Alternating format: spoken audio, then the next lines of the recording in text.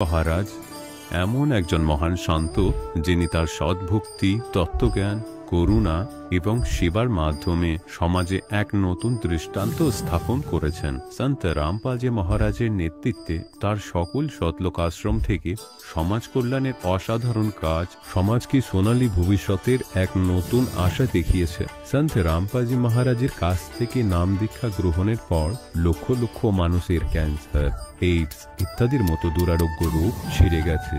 সন্তজির জ্ঞানে অনুপ্রাণিত হয়ে তার অনুগামীরা লক্ষ লক্ষ ইউনিট রক্তদান করেছেন। সন্তজি লক্ষ লক্ষ বোন ও কন্যার যৌতুক মুক্ত বিবাহ করিয়েছেন। সন্তজি লক্ষ লক্ষ মানুষকে নেশা থেকে মুক্তি দিয়েছেন। কোটি কোটি ভেঙে যাওয়া পরিবার আবার জোড়া লেগেছে। সন্তজির আশ্রমে সমাগমের সময় বিনামূল্যে চক্ষু চিকিৎসা, দন্ত চিকিৎসা প্রদান করা হয়। সন্ত রামপালজি মহারাজ সময়ে সময়ে পরিবেশ রক্ষার উদ্দেশ্যে ব্যাপক পর্যায়ে বৃক্ষরোপণ করেন। সন্তজি অভাবীদের তাৎক্ষণিক ত্রাণ সরবরাহের জন্য অ্যাম্বুলেন্স পরিষেবা চালু করেছেন। সন্তজি তার অনুগামীদের দেহদানের জন্য অনুপ্রাণিত করেন, যাতে মানবতার সেবা এবং চিকিৎসা ক্ষেত্রে উন্নতি হতে পারে। সন্ত রামপালজি মহারাজের সকল আশ্রমে প্রতিটি সমাগমে বিনামূল্যে ভান্ডারার আয়োজন করা হয়, যেখানে প্রতিটি শ্রেণী, প্রতিটি জাতি এবং প্রতিটি ধর্মের মানুষ একসাথে বসে খাবার খায়।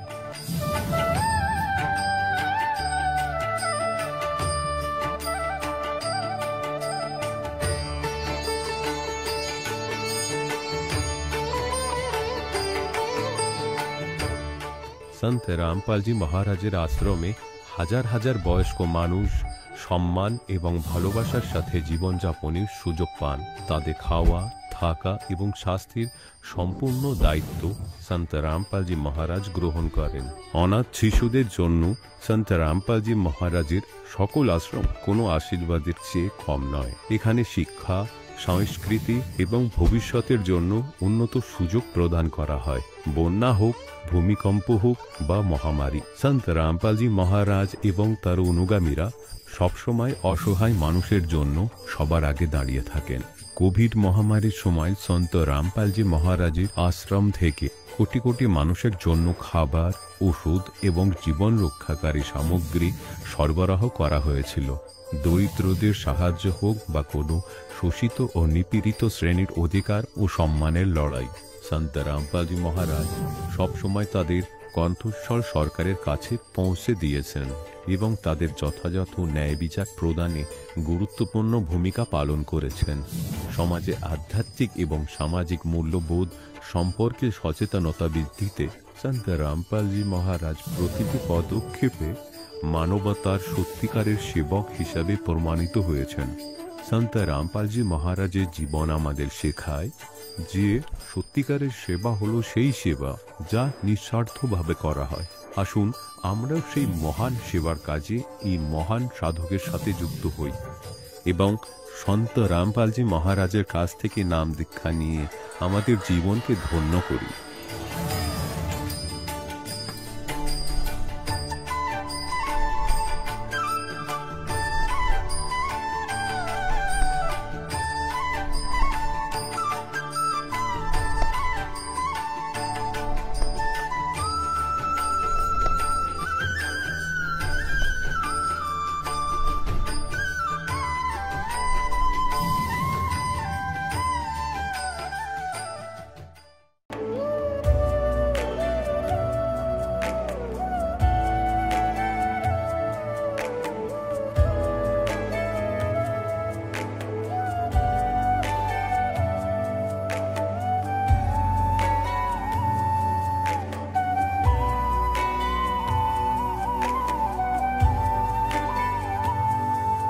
গীতা অধ্যায় 18 শ্লোক 62-তে ভগবান স্বয়ং বলছেন, হে অর্জুন, সেই পরমেশ্বরের শরণে যাও যার কৃপায় তুই পরম শান্তি এবং শাশ্বত ধাম অর্থাৎ শতলোক প্রাপ্ত করবি।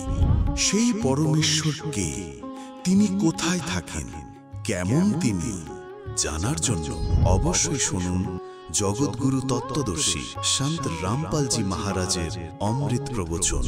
নমস্কার দর্শকবৃন্দ, আজ আমরা এমন একজন ব্যক্তির সাক্ষাৎকার নিব যার জীবনের মোড় ঘুরে গেছে সন্ত রামপালজি মহারাজের স্মরণে এসে। ইনি হলেন রাহুল দাস, কলকাতা থেকে আগত। তিনি আগে তন্ত্র সাধনায় লিপ্ত ছিলেন, কিন্তু সন্ত রামপালজি মহারাজের জ্ঞানগঙ্গা বইটি পড়ার পর তার জীবনের দৃষ্টিভঙ্গি বদলে যায়। আজ তিনি আমাদের জানাবেন কিভাবে সন্ত রামপালজি মহারাজের কাছ থেকে নাম দীক্ষা নেওয়ার পর তার জীবনে এক অসাধারণ পরিবর্তন এসেছে। চলুন শুনিনি রাহুল দাসের মুখ থেকে তার জীবন পরিবর্তনের কাহিনী। নমস্কার স্যার। সৎ সাহেব, আপনার নাম? আমার নাম রাহুল দাস। আপনি কোথা থেকে এসেছেন? আমি কলকাতা জেলার অন্তর্গত ইন্টালি থেকে এসেছি। স্যার, সন্ত রামপালজি মহারাজের কাছ থেকে নাম দীক্ষা নেওয়ার আগে আপনি কোনো ভক্তি সাধনা করতেন? হ্যাঁ, অবশ্যই। আমি নবান্ন মন্ত্র, কালীর মন্ত্র, এই মন্ত্রের ভক্তি সাধনা করতাম, অর্থাৎ তান্ত্রিক মন্ত্রের ভক্তি সাধনা করতাম। স্যার, আপনি তান্ত্রিক মন্ত্রে যে ভক্তি সাধনা করতেন, আপনি কি কি সাধনা করতেন? আমি নবান্ন মন্ত্রের দুর্গা সাধনা করতাম, ক্রিম মন্ত্রের কালী সাধনা করতাম, মহামৃত্যুঞ্জয় মন্ত্রের শিব সাধনা করতাম, এই জিনিসগুলো করতাম। স্যার, আপনি বললেন কি আপনি নবান্ন মন্ত্রের দুর্গা সাধনা করতেন এবং কালী সাধনা করতেন এবং মহাদেবেরও সাধনা করতেন। তাহলে স্যার, সন্ত রামপালজি মহারাজের কাছ থেকে নাম দীক্ষা নেওয়ার কি কারণ হলো? কারণটা এই হলো যে আমি ফার্স্টে জানতাম না যে তান্ত্রিক মন্ত্রের আমি সাধনা করছি সেটাই আমার এবং আমার পরিবারের সর্বনাশের কারণ হয়ে দাঁড়াবে। লোকে বলে তান্ত্রিক মন্ত্রের সাধনা নাকি উপকার হয়, কিন্তু আমি বলবো তান্ত্রিক মন্ত্রের সাধনায় এক টাকা লাভের বদলে 1000 টাকার ক্ষতি হয়। কারণ আমার জীবনে যখনই এই মন্ত্র সাধনা আমি শুরু করেছিলাম তখনই নানা রকম বিদঘুটে টাইপের আওয়াজ শুনতে পেয়েছিলাম এবং 2020-তে আমার স্ত্রীকে ডেঙ্গুর জন্য প্রায় মরণাপন্ন অবস্থায় লাইফলাইন হসপিটালে ভর্তি করতে হয়েছিল। সেখানে প্রায় 70-75 হাজার টাকা বেরিয়ে গেছিলো এবং তার পরের বছরই আমার পা ভেঙে যায় এবং সেখানেও 70-75 হাজার টাকা এরকম বেরিয়ে যায়। অর্থাৎ 1-2 টাকা সিদ্ধির বদলে যদি কোটি কোটি টাকার ক্ষতি হয় তো সেই মন্ত্রের সাধনা শুধু ক্ষতিকর বলাও কম হবে, সেটা হচ্ছে সর্বনাশের সাধনা। অর্থাৎ আমি সমস্ত শ্রোতাগণকে এই অনুরোধ করব, দয়া করে এই সব জিনিসের দিকে কখনো কর্ণপাত করবেন না এবং যেসব ভণ্ড পাখণ্ড তান্ত্রিকরা আপনাদের উস্কাচ্ছে তাদের কথায় কান দেবেন না। তারপরই 2022-এর এপ্রিল মাসেতে আমি সন্ত রামপালজি মহারাজের জ্ঞানগঙ্গা পুস্তক পেলাম এবং সেই জ্ঞানগঙ্গা পুস্তক পড়ে আমি গুরুজির প্রতি আকৃষ্ট হলাম এবং 2022-এর 26শে এপ্রিল আমি সন্ত রামপালজি মহারাজের কাছ থেকে প্রথম মন্ত্রে দীক্ষা লাভ করেছি। স্যার, আমরা শুনেছি সন্ত রামপালজি মহারাজের কাছ থেকে নাম দীক্ষা নেওয়ার পর অনেকজনেরই অনেক লাভ হয়। তাহলে আপনার কি কি লাভ হয়েছে? আমার লাভ হয়েছে বলতে কটা লাভ বলবো আমি নিজেও হাতে গুনে বলতে পারছি না। প্রথম কথা, আমার পরিবারে যে ভূত পিশাচের বাধার উপদ্রব শুরু হয়েছিল, আমার বউ এবং মায়ের জীবনের সর্বনাশ ডেকে এনেছিল, সেই বাধা নিমিষের মধ্যে গায়েব হয়ে গেল। এবং দ্বিতীয় কথা, আমার মানসিক যে অস্থিরতা ছিল সেটাও নিমিষের মধ্যে শান্ত হয়ে গেল এবং আমার শরীরে নানা রকম রোগ ছিল, অর্থাৎ ব্লাড প্রেশার, তারপর নানা রকম ওই সুগার এইসবও আস্তে আস্তে কমতে শুরু করলো। এবং সবচেয়ে বড় যেটা লাভ, আধ্যাত্মিক লাভ, অর্থাৎ পূর্ণ সন্তের কাছ থেকে দীক্ষা লাভ করলে যে মোক্ষ লাভ হয়, আমি সেই অনুভূতিটা পেলাম। স্যার, সন্ত রামপালজি মহারাজের কাছ থেকে নাম দীক্ষা নেওয়ার পর আপনার যে খোঁজ ছিল, খোঁজ মিটে যায় এবং সন্ত রামপালজি মহারাজের কাছ থেকে নাম দীক্ষা নেওয়ার পর আপনার অনেক ধরনের লাভ হয়। তাহলে আপনি আমাদের দর্শকজনকে কি বলতে চান, কি বার্তা দিতে চান আপনি? দর্শকজনকে এই বার্তা আমি দিতে চাই, আপনারা পরমাত্মা রামপালজি ভগবানের পুস্তক আগে পড়ুন এবং পুস্তক পড়ে প্রতিটা লাইনের সাথে শব্দ মিলিয়ে দেখুন কোনটে ঠিক কোনটে ভুল। অর্থাৎ আজ পর্যন্ত তো পৃথিবীতে এমন কোনো সন্ত অর্থাৎ মহাপুরুষ বেরোয়নি যে সবকটা ধর্মগ্রন্থের লাইন বাই লাইন অর্থাৎ শব্দ বাই শব্দ ইভেন কি অক্ষর বাই অক্ষর ধরে বুঝিয়ে দিয়েছেন যে কোনটে কোনটে সদ্ভক্তি কোনটে অসৎ ভক্তি। কিন্তু উনি তো বলছেন না যে যে সকলে আমার স্মরণে এসে, উনি ডাইরেক্ট বলছেন না, কখন উনি বলছেন যে আপনি পুস্তক পড়ুন এবং পুস্তকের সাথে আমার জ্ঞানটাকে মিলিয়ে দেখুন, এবং সেই থেকে যদি আপনারা বুঝতে পারেন যে কোনটা ঠিক কোনটা ভুল, তবেই আমার স্মরণে আসুন। এবং জ্ঞান ভক্তি না বুঝে কখনোই ভক্তি লাইনে আসা উচিত না। ওই জন্য সমস্ত শ্রোতাগণের কাছে আমার অনুরোধ, ওনার পরমাত্মা রামপালজি মহারাজের জ্ঞান গঙ্গা, জীবনের পথ, গীতাতেনিক জ্ঞানামৃত এই পুস্তকগুলো পড়ুন, এবং ওই পুস্তকের সাথে যে পবিত্র ধর্মগ্রন্থ গীতা আছে এবং বেদ আছে এবং পুরাণ আছে, তার প্রতিটা লাইনের শব্দ মিলিয়ে দেখুন কোনটা ঠিক কোনটা ভুল, যেটা আজ পর্যন্ত পৃথিবীতে হয়নি এবং আমার মনে হয় হবেও না। তো সেই জন্যই আমার সমস্ত শ্রোতাগণের কাছে অনুরোধ, আপনারা পরমাত্মার জ্ঞানটাকে বুঝুন এবং ওনার স্মরণে আসুন। এবং আপনারা দেখতেই পাচ্ছেন যে পৃথিবী এবং ভারতবর্ষে কি মারমার হাহাকার কাট লেগে গেছে, কিন্তু এটাও কিন্তু ভবিষ্যৎবাণী হয়ে আছে। অর্থাৎ ন্যাস্টোডমাস, আপনারা পুস্তক এবং ইউটিউব থেকেও দেখতে পারেন, সমস্ত ন্যাস্টোডমাস থেকে শুরু করে সমস্ত ফিলোসফার অর্থাৎ ভবিষ্যৎ দ্রষ্টা তাদের বলা হয় যারা ভবিষ্যৎকে দেখতে পারে। তারা সমস্ত কিছু যে পুঙ্খানুপুঙ্খ ব্যাখ্যা দিয়েছেন, সেটা সমস্ত কিছুই আমাদের পরমাত্মা রামপালজি মহারাজকে মানে ব্যাখ্যা করছে। অর্থাৎ তারা আগে থাকতেই ভবিষ্যতের ঈশ্বরকে দেখতে পেয়েছেন, এবং তারা বলেই দিয়েছেন এই সমস্ত যখন বিপদের সময় আসবে একমাত্র তারাউনহারেই রক্ষা করবেন। অর্থাৎ আপনারা এখানে বুঝতেই পাচ্ছেন যে আপনাদের এই ঘোর বিপদ মরণাপন্নের সময় এবার কে রক্ষাকর্তা। অর্থাৎ আপনারা বিনীত অনুরোধ করছি, হাত জোর করে অনুরোধ করছি, আপনারা ওনার পুস্তক পড়ুন এবং জলদি নিজেদের জীবন রক্ষার্থে ওনার স্মরণে আসুন, এটাই আমার কাছে অনুরোধ। স্যার, সন্ত রামপালজি মহারাজের কাছ থেকে নাম দীক্ষা নেওয়ার জন্য কি করতে হবে?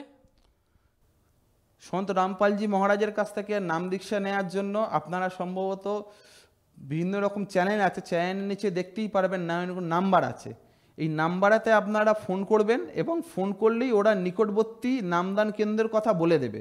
সেই নামদান কেন্দ্রেতে গিয়ে তারা কিছু নিয়মাবলীর কথা বলবে, সেই নিয়মাবলীগুলো পড়ে আপনারা পরমাত্মা রামপালজি মহারাজের কাছ থেকে নাম দীক্ষা নিয়ে নিজের এবং সমাজের এবং নিজের পরিবারের কল্যাণ করেন, এটাই আমার বিনীত অনুরোধ আপনাদের কাছে। ধন্যবাদ স্যার। সৎ সাহেব। দর্শকগণ, এখন আপনি শুনলেন সন্ত রামপালজি মহারাজের থেকে দীক্ষা গ্রহণ করে সুখী হওয়া ভক্তের অভিজ্ঞতা। এখন দেখুন জগৎগুরু তত্ত্বদর্শী সন্ত রামপালজি মহারাজের মঙ্গল প্রবচন। এখন এখানে প্রসঙ্গ চলছে ঠিক একই প্রকারে যখন অর্জুনের অহংকার হয়ে গেছিল, তখন তার বিভ্রান্তি দূর করার জন্য শ্রীকৃষ্ণ ওকে রাজা ময়ূরধ্বজের ঘরে নিয়ে গেছিলেন। কারণ অর্জুনের তো অহংকার হয়ে গেছিল যে ভগবান, যে আমার মতো আপনার আজ্ঞা পালনকারী আর আমার মতো আপনার সেবক আর কেউ হতে পারে না। এখন শ্রীকৃষ্ণ ভাবলেন যে আমি যদি এখন একে কিছু বলি তো এ আমাকে উল্টো ভাববে, রোজ একসঙ্গেই থাকতে হয়, ব্যাপারটা খারাপ হয়ে যাবে। কিছুদিন পর উনি বললেন, চল অর্জুন, আমার একটা বহু জরুরি কাজ আছে। রাজা ময়ূরধ্বজ তার পুত্র তাম্রধ্বজের রাজ্যাভিষেকের জন্য আমাকে নিমন্ত্রণ করেছেন, তুমি কি আমার সঙ্গে যাবে? অর্জুন বলল, হ্যাঁ অবশ্যই, আমি তো আপনার আজ্ঞা পালনকারী সেবক। আর শ্রীকৃষ্ণ পাণ্ডবদের ধার্মিক গুরুও ছিলেন। এখন ওখানে গিয়ে কি দেখলেন, রাজা ময়ূরধ্বজ, তার পুত্র তাম্রধ্বজ আর ওনার এক পত্নীও ছিলেন রাজা ময়ূরধ্বজের। রাজা নিজের পুত্রকে রাজ্যাভিষেক করে দিয়ে সিংহাসনে বসিয়ে নিজে সন্ন্যাস নিতে চাইছিলেন। উনি সব সাধু সন্ত মহাত্মাদের নিমন্ত্রণ করেছিলেন আর অনেক বড় যজ্ঞও করছিলেন। তো এরকম একটা যজ্ঞের মধ্যে সাধু সন্তরা যে যেটা খেতে চাইতো তাকে সেটা দিতেই হতো, না হলে যজ্ঞটাকেই খণ্ডিত মানা হতো। তো ওখানে গিয়ে মায়া দিয়ে রূপ বদলে সাধু সন্ত সেজে নিলেন আর সঙ্গে একটা সিংহ বানিয়ে নিলেন, শ্রীকৃষ্ণ আর অর্জুন। আর তিনজনই একটা বাগানে গিয়ে বসলেন। রাজাকে খবর পাঠালেন যে একজন সন্ত এসেছেন।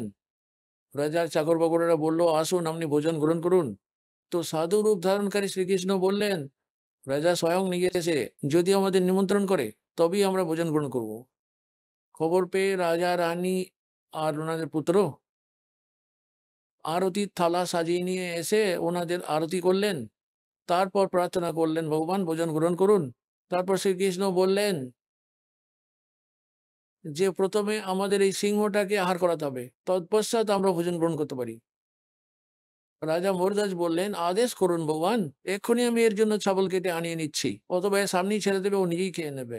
না, আমার এই সিংহটা মানুষের মাংস খায়, মানুষের মাংস খাবে। ময়ূরধ্বজ বললেন, যেমন আদেশ আপনার প্রভু। তারপর আবার বলেন, শুনুন, কোথা থেকে কোনো কুলি মজুর ধরে আনবেন, তার মাংস এ খাবে না। এ তো তোমার ঘরে কোনো সদস্যের মাংস খাবে, তোমাদের 3 জনের মধ্যে একজনের। আর তারও একটা পদ্ধতি আছে, তাকে হাড়ি দিয়ে কোড়া দিয়ে চিরতে হবে। আর হাড়ি দিয়ে চেরার সময় যদি চোখ দিয়ে জল পড়ে, তাহলে তার মাংস এ খাবে না, তোমার এই যজ্ঞ ব্যর্থ হয়ে যাবে। রাজা মূর্ধজ বললেন, যেমন আপনার আদেশ প্রভু। তখন বললেন, তাহলে ঠিক আছে। যখন রাজা মহারাজ বললেন, আমি তো ফ্রি হয়ে গেছি, আর আমার পুত্র এখন যুবক হয়ে গেছে, পুত্রটি রাজকার্য সামলে নে, নিজের মায়ের সেবা করবি, আমার কার্য তো পুরো হয়ে গেল, আমি এই মহাত্মার সিংহের আহার হয়ে যাব। রানী তখন বললেন, দেখুন, কথা শুনুন, আপনি আমার পতি, আর পতিব্রতা পত্নীর আগে যদি পতির মৃত্যু হয়ে যায়, তাহলে আমার কলঙ্ক হবে। আমি তো আপনার আগে মরতে চাই, আমাকেই এর আহার হতে দিন। আর এদিকে সন্তরূপে বিরাজিত শ্রীকৃষ্ণ তখন এরকম বলে দিয়েছিলেন যে, যে আজ যে ব্যক্তি আমার এই সিংহের আহার হবে, সে তো সোজা স্বর্গে চলে যাবে। ওনাদের মধ্যে দৌড়ের বাজি শুরু হয়ে গেল, এত বড় একটা সুযোগ এসে গেল, এই শরীর তো একদিন চলেই যাবে, আর আজ সুযোগ এসেছে। তখন রানী ভাবলেন, রাজা তো নিজের নাম্বার লাগিয়ে নিল, এরা তো তৎকাল স্বর্গ পাওয়া যাচ্ছে, এইরকম গোল্ডেন চান্স আর কি করে পাবেন বলুন? কারণ আগেকার দিনে সাধু সন্তদের বচনকে প্রচন্ড বিশ্বাস করা হতো। এরা তো খুইয়ে ফেলেছেন সাধু সন্তরা, নকল সাধু সন্তদের জন্য অবিশ্বাস হয়ে গেছে। ওই সময় তো এরকম ছিল যে সাধু সন্তরা যেটা বলেন সেটাই ফাইনাল। এই জন্য রানী নিজে দাবি পেশ করলো যে, না, আপনি নন, আমাকে কেটে দিন, আমাকে সিংহের হারাতে দিন। আর মনের মধ্যে এটা ছিল যে স্বর্গপ্রাপ্তি হবে, এর থেকে বড় সুযোগ আর কি করে হবে। আর আমার দ্বারা তো ছেলের কোনো সাহায্য হবে না। আর পিতা যদি সঙ্গে থাকে, ছেলেকে রাজকার্যগুলিতে গাইডও করতে থাকবে, আর ছেলে কখনো দুঃখী হবে না। এই জন্য, এবং তৃতীয় নম্বর ছিল ওই ছেলের। তাম্রধ্বজের মনে এটা এলো, এ তো ব্যাপার খারাপ হয়ে যাচ্ছে। প্রথমত, এতে আজই স্বর্গপ্রাপ্তি হবে, আর দ্বিতীয়ত, মাতা পিতার সেবাই বা আমি কি করতে পেরেছি, এনারা যদি মারা যায় তাহলে আমি ধর্মচ্যুত হয়ে যাই। এই জন্য ওই মহাত্মার সামনে গিয়ে দাঁড়িয়ে বলল, হে মহাত্মা মহাশয়, এই দাস কি সেবাতে নিন, আমাকেই চিরিয়ে কেটে দিন, আমি আপনার সিংহের আহার হওয়ার জন্য তৈরি আছি। হে পিতামাতা, আমি তো আপনাদের কোনো সেবা করতে পারিনি, আমার তো পাপ হবে। লাস্টে তো ওই 3 জনই, যিনি সন্তরূপে বিরাজিত ছিলেন, সেই কৃষ্ণকেই গিয়ে বললেন, হে মহাত্মা মহাশয়, আপনি বিচার করে দিন, আপনি যাকে বলবেন সেই এখানে সেবার জন্য হাজির হয়ে যাবে। তো উনি কি ফয়সলা করলেন যে, তোমরা দুজনই, তোমরা পতি-পত্নী মিলে এই নিজের পুত্রকে করাত দিয়ে ছেড়ে দাও, উপর থেকে শুরু করবে, এখান থেকে, আর নিচে পর্যন্ত দুভাগ করে দাও। ফাইনাল ফয়সলা হয়ে গেল, নো অবজেকশন। বড় করাত নিয়ে এলো, যেমন কার ছেড়ার জন্য ব্যবহার হয়, ওটাকে দুদিকে ধরে এরকম করে করে চিরতে হয়। ছেলেটাকে বসিয়ে নিলে স্নান টান করিয়ে, আর এটাও কন্ডিশন ছিল যে চোখে জল যেন না আসে। এখন যখন চিরতে শুরু করে দিল একেবারে মধ্য বরাবর, আর চিরতে তখন আরম্ভ করিয়ে দিয়েছিল, আর চেরাটা তো কোনো ব্যাপার না, কাঠের মতনই 4-5 বার মারলে এফার হয়ে যায়। তো ওই সময় শ্রীকৃষ্ণ, যিনি মহাত্মরূপে বিরাজমান ছিলেন, তিনি বললেন, কথা শোনো, এই যে ডান সাইডটা রয়েছে, এই রাইট সাইডটাই আমার সিংহ খাবে, বাঁ সাইডটা অন্যদিকে ফেলে দাও। এখন ওই ছেলেটার চোখ দিয়ে জল বেরিয়ে গেল, তাম্রধ্বজের চোখ দিয়ে জল বেরিয়ে গেল। চোখের জল আসতে না আসতেই পিতামাতা তাড়াহুড়ো করে ওকে চিরে ফেললো, যাতে করে বেশিক্ষণ দেখতে না হয় ছেলেকে। এরকম বলতে না বলতেই ওই অর্ধেক ভাগটা, 2টো ভাগ হয়ে গিয়েছিল তখন। তখন আবার শ্রীকৃষ্ণ বললেন যে, ভাই, এ তো আমাদের কোনো কর্মের নয়, এর তো চোখে জল এসে গেছে, এর কোনো মমতা রয়ে গেছে এখনো, এ তো কান ছিল ছেলেটা, তো এই সদ্য মৃত। তখনও তরপাতে থাকা শরীর থেকে আওয়াজ বেরিয়ে এলো, হে অন্তর্যামী, আপনি তো মহাত্মা, আপনি তো অন্তর্যামী। আমি তো এই জন্য কাঁদছিলাম না যে আমার মধ্যে কোনো মায়া মমতা রয়ে গেছে, আমি এই জন্য কাঁদছিলাম যে আমি এতটাই, আমার মধ্যে কোনো, আমার লেফট সাইডটা এতটাই নোংরা হবে, আমি এতটাই পাপী যে আমার পুরো শরীরটাও আপনার কোনো কাজে লাগতে পারলো না, আমি এই জন্য কাঁদছি। তখন খুশিতে ভরে উঠলো ওই সন্তের হৃদয়, আর উঠে দাঁড়িয়ে আশীর্বাদ দিয়ে দিলেন, আর ওই বাচ্চা যেমনটি ছিল সেরকমই জীবিত হয়ে গেল।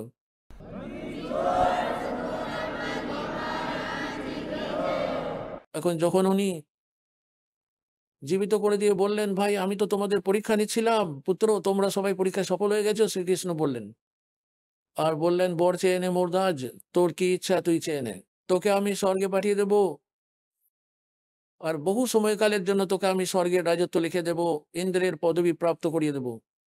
তখন ওই জ্ঞানী মৌরধ্বজ কি বললেন, আমাকে ভক্তি দিয়ে দিন ভগবান, এই রাজত্ব নিয়ে কি চাই করবো আমি, এটাতে এখানেও ছেড়ে যেতে হবে, ওখানেও ছেড়ে যেতে হবে। তো যে স্তরের ভক্তি শ্রীকৃষ্ণ দিতে সক্ষম সেটা উনি মৌরধ্বজকে দিয়ে দিলেন, আর ছেলেটাকেও জীবিত করে দিলেন। কিন্তু জন্ম মৃত্যু তো না তো শ্রীকৃষ্ণ সমাপ্ত, না তো মৌরধ্বজের, না তো পুত্র তাম্রধ্বজের, না তোর পত্নীর সমাপ্ত হতে পারে। এখন বলার উদ্দেশ্য এটা ছিল যে অর্জুন এইরকম ঘটনা দেখে একদম কুঁকড়ে গেল।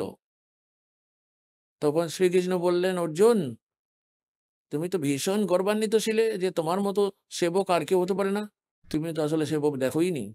তখন অর্জুন তো দুটো কান ধরে স্বীকার করে নিল, ভগবান আমি তো মহা অকর্মণ্য ব্যক্তি ছিলাম, আমার ধারণাটাই বলছিল, আজ আমার অহংকার চূর্ণ হয়ে গেল যে মহাপুরুষ তো আসলে এরকম হয়, আমি তো এনাদের চরণে ধুলস্য মানো নই।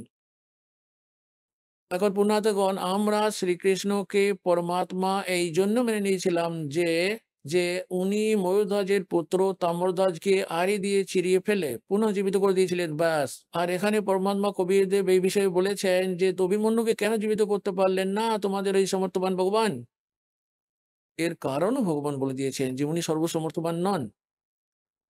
আর এরকম এরকম তো বহু সাধারণ সন্তদেরও এরকম সিদ্ধি হয়ে যায় যারা মৃতকে জীবিত করতে পারেন, কিন্তু ওদের আয়ু বাড়িয়ে দিতে পারেন না, তা সে যে কোনো পরিস্থিতি হোক না কেন।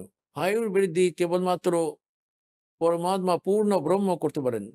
মাসা ঘটে না তেল বধায় বিদনা লিখে जो लेख और सच्चा सतगुरु मेट कर ऊपर मार दे मेघ।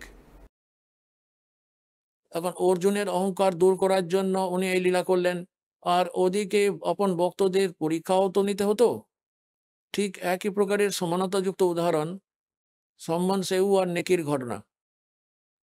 কমালের মনের মধ্যে এরকম অহংকার বাসা বেঁধে গিয়েছিল যে আমার মতো সেবাদার বিশ্বস্ত সেবক আর এই সঙ্গতের মধ্যে কেউ নেই।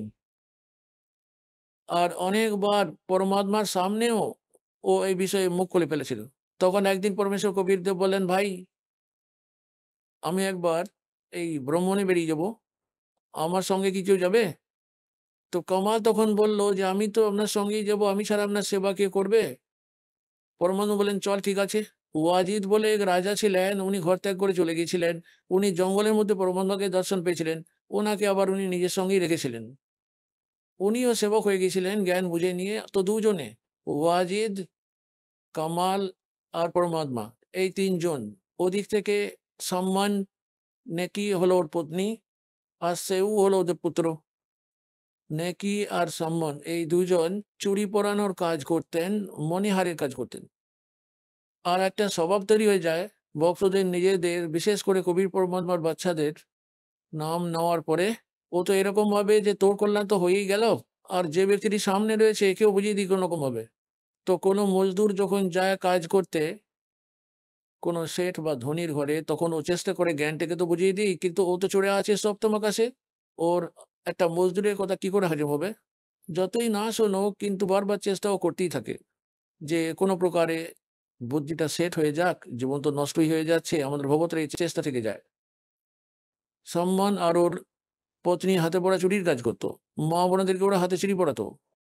তো পরমাত্মার কথা ওরা শোনাতে শুক্র দিত। আমাদের গুরুজি তো এরকম সিকান্দার লোদির জ্বলনের রোগ হয়ে গিয়েছিল, ওটাকে ঠিক করে দিয়েছিলেন। স্বামী রামানন্দজিকে তো উনি হত্যা করে দিয়েছিলেন। সিকান্দার লোদি দিল্লির বাদশাহ নিজে, আর ওনার সামনেই গুরুজি ওনাকে জীবিত করে দিয়েছিলেন। একটা কামাল নামের ছেলে মৃত অবস্থায় নদীতে বয়ে আসছিল, ওকেও তো গুরুজি জীবিত করে দিয়েছিলেন। আমাদের গুরুজি তো বড়ই সক্ষম, ওনার কাছে নাম নিলে মুক্তি সম্ভব হয়ে যায়, আর দুঃখ কষ্ট সব মিটে যায়, আর এখানেও সব সুখ পাওয়া যায়। এখন ওরা ছিল গরিব নির্ধন, চুরি বেছে জীবিকা নির্বাহ করতো, অনেক কষ্টের মধ্যে কোনো রকমের দিন চলতো। আর ও বোঝাবে ওই ধনী শেঠ ব্যক্তিদের পত্নীদের, কন্যাদের, অন্য মেয়েদেরকে। তো ওর কথা ওদের কি করে মাথায় ঢুকবে? উল্টে ওরা আরো বিদ্বেষ ভাবাপন্ন হয়ে গেল। এটা শুনেছেন নিশ্চয়ই, तुलसी पिछले पाप से हरि चर्चा ना भावे और जैसे जबर के बेगते भूख पैदा हो जावे। কারো যদি ম্যালেরিয়ার জ্বর হয়ে যায়, ওকে তো কাজু কিশমিশও ওকে তো লাগবে, আপেলও তেতো লাগবে, রুটিও তেতো লাগবে। ওই রুটি, আপেল ওইগুলো তেতো নয়। ওই জ্বরের জন্য ওই রোগীর শরীরের মধ্যে ব্যবস্থা এমন বিগড়ে বসে আছে যে ওর মিষ্টি জিনিসও তেতো লাগছে। একই প্রকারে পাপগ্রস্ত প্রাণীদেরকেও পরমাত্মার চর্চা সহ্য হবে না, না তো মাথায় ঢুকবে। ভালো লাগে না, ওদের শুনতে কষ্ট হয়। ওরা এরকম শোনাতো যে তোর ঘরে খাবারের দুটো ভাত রুটি নেই, তুই বলিস তোর গুরুজি এরকম সক্ষম, অমুক তমুক, এটা সেটা, চুপ করে থাক, নিজের চরকে তেল দে। এখন এইসব কথা শুনে মনে মনে ওরা কখনো কখনো অত্যন্ত দুঃখী হয়ে যেত যে সত্যই এরা বলছে তো ঠিকই কথা যে আমাদের কাছে কোনো কানাকড়িই নেই, আর ঠিক সময় আমাদের দুটো ভাত রুটিও জোটে না অনেকবার, কিন্তু আমাদের গুরুজির মধ্যে কোনো রকম খামতি নাই। অন্তরে এতটাই দৃঢ়তা এসে গিয়েছিল, জ্ঞানটা ওরা বুঝে গিয়েছিল। তো পুনাতগণ, এই কথাগুলো হলো আপনাদের জন্য গাইডলাইন, যাতে আপনারা বিচলিত না হন। যা কিছুই ঘটুক না কার সময় আসতে দাও। পরমাত্মা বলেন, কল্পে কারণ কौन है कर सेवा नी काम और मन इच्छा फल देऊंगा जो पड़े मेरे ते काम। অন্য লোকেদের কথা শুনবেন না। আপনার কর্তব্য হলো কাউকে বোঝাবার চেষ্টা করতে থাকুন, ওদেরকে শোনাতে থাকুন। একজন ভক্ত বলছিল যে আমার ঘরে এরকম এরকম ঘটনা ঘটে গেছে, একটা পশু মারা গেছে, আর আমি অন্যজনদেরকে বোঝাতে গেলে বলে, বল তোর কি লাভটা হলো, আমাদেরকে তো শিক্ষা দিচ্ছিস। তো পুণ্যার্থগণ, এই আধ্যাত্মিক জ্ঞানটা আপনারা ধীরে ধীরে বুঝতে পারবেন। সংসার তো সাধারণ জনশ্রুতির উপর আধারিত, আর যে পুজোগুলো ওরা করে আসে তাতে ওদের চোখের সামনে ওদের সন্তানের মৃত্যু, যে তবু ওরা চিন্তিত হয় না যে এইরকম ভক্তি আমি কেন করব, কেন ছেড়ে দেবো না।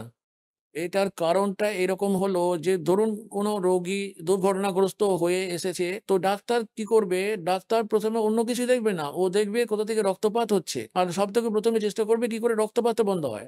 এখন রক্ত যদি সব বেরিয়ে চলে যায় তাহলে তো ওর মৃত্যু হবে। যদি হাত পা ভেঙেও যায় আর খুব যন্ত্রণাও হয়, তবু ওখানে হাত দেবে না, প্রথমে তো ওর রক্তপাতটা বন্ধ করবে, যাতে করে ওর রক্তপাতটা বন্ধ হয়ে যাক আর ওর জীবনটা বেঁচে যাক।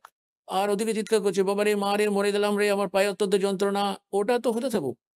ডাক্তার তোর পরেও করবে না, ডাক্তার প্রথমে ওর জীবন রক্ষা করবে, ওই অপারেশনটা করবে যেখান থেকে ওর রক্তপাত বন্ধ হয়। আর রোগী কাঁদছে এদিকে, আমার তো ঠ্যাং ভেঙে পড়ে আছে, অত্যন্ত যন্ত্রণা হচ্ছে, কোনো ব্যাপার না, ডাক্তারের কাছে কি অজানা আছে নাকি, ডাক্তার তো সবই জানেন, সময় এলে ওটাকেও ঠিক করবেন। তো একই রকম ভাবে আপনিও নাম নিয়ে নিয়েছেন, আর আপনার কোনো ভয়ঙ্কর দুঃখ কষ্ট আসার ছিল, ভয়ঙ্কর বিপদ ছিল, যাতে আপনার জীবনটা যাওয়ার ছিল, আর আপনার ওই নামের ভক্তির কামাই দিয়ে আর আপনার করা দান পুণ্য থেকে পরমাত্মা প্রথমে আপনার জীবন রক্ষা করবেন, আর আপনার জীবনটাকে আরো এক্সটেন্ড করে দেবেন। আর অল্প বিস্তর যদি ঘরে কোনো ক্ষতি হয়েও যায় সেটাকে উনি পুরো করে দেবেন, উনি তো সমর্থবান, কি দেরি লাগে। তো এই প্রকারে আপনারা পরমাত্মার এই আধ্যাত্মিক জ্ঞানটাকে বুঝে নিয়ে তারপর এই মার্গে চলতে পারবেন। সমাজ তো নিজের স্তরের একটা জ্ঞান চালাতেই থাকে, ওদের জ্ঞান তো এতটাই সীমিত, আপনি চিন্তা করবেন না, লেগে থাকুন। তো এই আধারে সম্বন্ধে কি যদিও অন্যদের কাছে কিছু না কিছু শুনতে থাকতো, তবুও ওরা পরমাত্মার জ্ঞানে দৃঢ় ছিল, তবুও কোথাও না কোথাও যারা এক দুবার বলার পরেও বিদ্বেষ করতো তাদেরকে ছেড়ে দিয়ে ওরা অন্যদেরকে শোনাতে থাকতো, আপন কর্ম ওরা চালিয়ে যাচ্ছিল। এখন ওদিকে কি ঘটলো, একদিন ওরা নিজেদের ঘরের আঙিনায় বসে আছে, গরমের সময় ছিল, সন্ধ্যাবেলায় বসেছিল একসঙ্গে ওরা তিনজন, পিতা পুত্র আর পত্নী নাকি। আর ওই ছেলেটা যখন বাচ্চাদের সঙ্গে মিশতো তখন ও একই চর্চা করতো যে আমাদের গুরুজির তো সিকান্দার লোদি দিল্লির বাদশাহ শিষ্য হয়ে গেছে, বীর সিং বঘেল কাশী নরেশ উনিও আমাদের গুরুজির শিষ্য, বিজলি খা পাঠান মগহর নরেশ উনিও আমাদের গুরুজির শিষ্য, এরকম এরকম আমাদের সুখ দেন, এরকম এরকম আমাদের সুখ দিয়ে থাকেন। আমাদের বাচ্চারাও তো বলতে থাকে অন্য বাচ্চাদের মধ্যে বসে, তো অন্য বাচ্চারা ওকে তখন টিটকারি দিত, আরে তোদের গুরুজি তো প্রচন্ড লোভী আছেন, উনি তো কেবল রাজাদের ঘরেই যান, আর তোদের ঘর তো কোনোদিন আসেনি, কারণ তোরা তো গরিব আছিস, তোদের ঘর কি জন্য আসতে যাবেন। তো সেও এই কথা শুনে খুবই দুঃখী হয়ে যেত। একদিন মাকে এইসব কথাবার্তা বলছিল, পিতা পুত্র একসঙ্গেই বসেছিল, মাও বসেছিল ওই বাচ্চার। তো ছেলেটা বলতে লাগলো, বাবা গুরুদেব কখনো আমাদের ঘরেও আসবেন।